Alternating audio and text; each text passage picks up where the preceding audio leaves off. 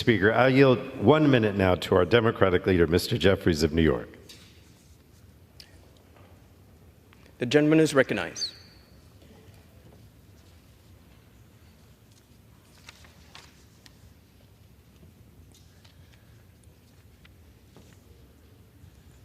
Thank you, Mr. Speaker. Thank you to the distinguished gentleman from the great state of New Jersey for yielding and for his tremendous leadership. The House of Representatives, of course, is the institution the framers designed to be the closest to the American people, the first institution mentioned in the United States Constitution, the People's House, the place where President Abraham Lincoln declared that America is the last best hope of Earth, the place where FDR made clear the importance of defending democracy against the tyranny of Nazi fascism. It's the place where President Lyndon Baines Johnson talked about the importance of the Voting Rights Act and made clear to America that we shall overcome. The House of Representatives is a special place. And so earlier today, I was told you need to get to the House floor to deal with the signature piece of legislation from the extreme MAGA Republicans in this 118th Congress. And so I wondered to myself, is it going to be about inflation, lower costs, housing affordability, public safety, dealing with the challenges at the border, Social Security, Medicare? What is it going to be about? And it turns out the signature piece of legislation for the extreme MAGA Republicans this week, this month, this year is Hands Off Our Home Appliances Act. This is what we are dealing with on this magical House floor with all of the challenges that the American people are confronting. Liberty for laundry, defending the dignity of dishwashers, fighting for freedom of refrigerators. This is what we're doing? Can't make it up. You can't make it up. As House Democrats, we are going to defend democracy. Extreme MAGA Republicans working on defending the dignity of dishwashers. As House Democrats, we are going to protect and strengthen Social Security. Extreme MAGA Republicans apparently interested in protecting gas stoves against phony accusations of oppression. House Democrats are going to defend reproductive freedom.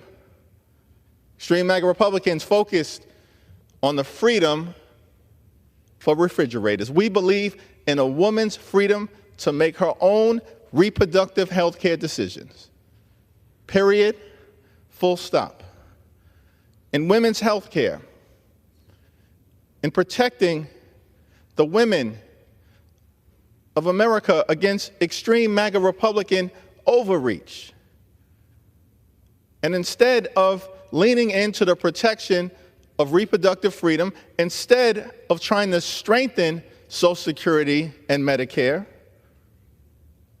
you want to criminalize abortion care.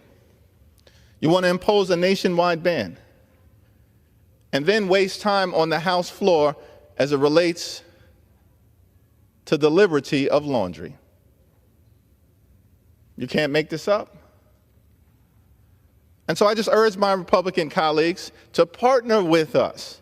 If you want to push back against overreach, push back against the pro-Putin extreme overreach on your side of the aisle. It doesn't want to defend democracy and freedom here and abroad. It's undermining it. And we extend the hand of partnership, as we've repeatedly done, to solve real problems for the American people. But those problems have nothing to do with the dignity of dishwashers, the freedom of refrigerators, or the liberty of laundry. Let's get back to doing the real business of the American people. Vote no against this legislation. President Biden, Speaker Johnson, Speaker Emerita Pelosi, Ambassador Eisenstadt, Director Bloomfield, all of my colleagues in Congress, honorable ambassadors to Frank, Abe, Manny, Ray, Alfred, all those survivors whose lives we honor, and to all those assembled for this incredibly important event. Thank you for your presence here today. Let me begin by making clear our commitment to doing everything that we can with the positions of authority that we have in the times when it matters the most to ensure that never again unequivocally means never again. More than 40 years ago, Congress established the days of remembrance and enshrined into law the moral necessity to gather in commemoration of the 6 million Jews who were brutally murdered during the Shoah. Holocaust survivor, author, and noted humanitarian Elie Wiesel, when accepting his Nobel Peace Prize in 1986, said that action is the only remedy to indifference. And he made clear that indifference is the most insidious danger of all. This is a day for remembrance and action, a day to honor the memory of all those murdered by the evil Nazi regime. It's a day to honor the Holocaust survivors like Eva Cooper from New York City, and so many others who endured and escaped unconscionable atrocities. It's a day to recommit to the struggle against indifference.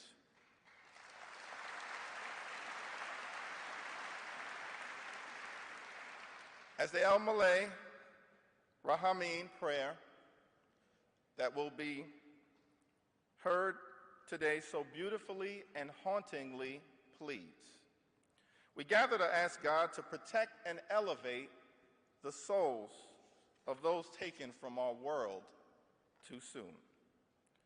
We are also here exactly 7 months to the day of the horrific atrocities committed by Hamas on 10/7, the largest loss of Jewish life on a single day since the Holocaust.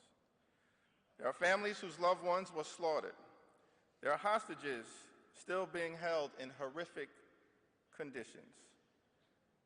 And we are witnessing a deeply disturbing rise in anti-Semitism on campuses throughout the country and in the world. This is a very searing time for the Jewish community. Systematic oppression has been a reality of Jewish life for thousands of years, having to endure expulsions, pain, pogroms, persecution, prejudice, and the horrors of the Holocaust, a previously unthinkable crime against humanity. Last Sabbath, Jewish communities across the world read the Torah portion, which followed the tragic deaths of Aaron's 2 sons, Nadav and Avihu. During this moment of great vulnerability, Aaron receives instructions from God that he, as the high priest, must carry out during the Yom Kippur service.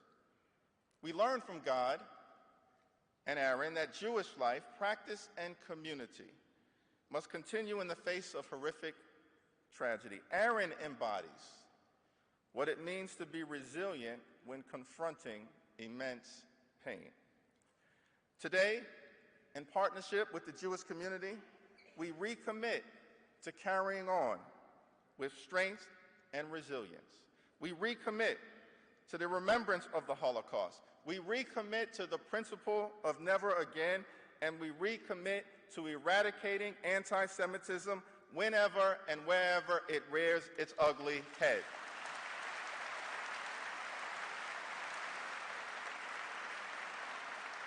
As we lift up the spirit and memory of all who perished during the Holocaust and honor the survivors with us today, let us always place irreversible determination over indifference. The effort to combat anti-Semitism is not a Democratic issue or a Republican issue. It's an American issue. We must crush anti-Semitism along with racism and sexism, Islamophobia, xenophobia, homophobia, and all other forms of hatred together. That's the American way. Together. And together, we will defeat anti-Semitism with the fierce urgency of now. That's a moral necessity. God bless each and every one of you. God bless the survivors. May God bless the United States of America.